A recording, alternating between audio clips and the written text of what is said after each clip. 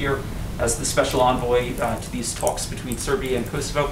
But I wanted to ask you about another initiative you led. Last year, you kicked off the Trump administration push to decriminalize homosexuality. Yeah, I'm going to just talk about Kosovo and Serbia. I don't know if you can find it on a map, but this is atrocious. I have to tell you guys, you might be too young to understand what this issue is about. Maybe the older journalists should step up and say, this is a big deal. This is a big issue. I'm astounded at what happens in Washington, D.C., and especially in this room. I got to tell you, get substantive. Maybe it's too complicated of an issue for you all. Rick, respectfully, this is the first time we've had the opportunity to speak with these individuals. Okay, but today's about Kosovo and Serbia. Let's take a little time and talk about this 21-year issue, Peter. I mean, 21-year issue, we're getting the same questions that are all politics. You guys don't understand what's happening outside of Washington, D.C. People aren't listening to you anymore. It's really a crisis in journalism. And I think it's because people are too young to understand issues like Kosovo and Serbia. All right, can I ask How about a substantive question? Please? I don't think any of us came here for a lecture about our questioning. Okay, well, I didn't come But the here question to I would not like talk to about ask anything you, about Kosovo the and question Serbia. I would like to ask you is it accurate to say that it's full economic normalization? There was some ambiguity as to whether that is what the deal is about. And What do you mean by full?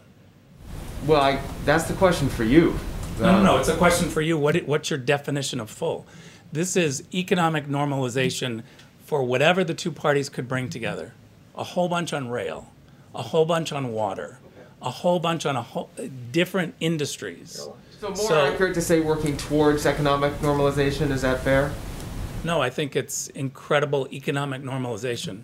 Air, rail, motor, opening borders, a whole bunch of industries. So again, I don't know what's missing, and I defer to you to say what's outside of economic normalization that's not included here. You tell me. I'm genuinely asking so that we can write our stories accurately. Yeah. Do we say that they I would have say achieved it's an economic normalization deal?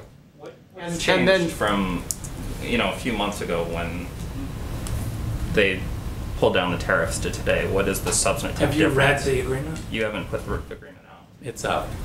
A whole bunch has changed since the dropping of the tariffs. The tariffs were the political sticking point of why we couldn't have the parties come together. The Serb side was not going to even start negotiations when there's a 100% tariff from the Kosovars. So what's the substantive thing that changed today? There's There's a whole bunch of stuff that changed today in terms of economic development, in terms of identification for even some political problems that are going to be resolved. I would really refer you to look at the entire agreement. One sticking point that has been for a long time something that the two sides couldn't agree on was the recognition of diplomas. If you were trained as a nurse in Serbia and your degree was from a Serbian university, you couldn't get a job in Kosovo because you weren't qualified. You didn't have the proper certificate. That now with this agreement goes away. I think that's economic normalization for people who have certificates in dental hygiene, in pharmacies, in pharmaceutical experts. There are a whole bunch of people who could not work simply because they didn't have the proper career credentials. And this agreement completely will recognize all diplomas from universities from either side. I'll give you one more example. American companies were telling us they were pulling out, like rental car companies. Because if you rented a car in Kosovo, you couldn't drive over the border. You couldn't leave. So people who were wanting to go for tourist purposes or to visit the region or to try to do business deals, they couldn't actually leave with that rental car. And so we had American businesses beginning to pull back to say it just doesn't make sense.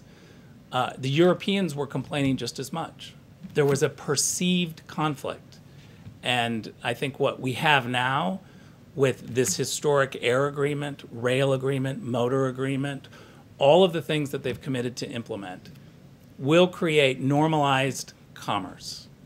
And that is something that has never been tried. we have been stuck on literally verbs and symbolism in terms of negotiations on the politics. And we're going to try something new.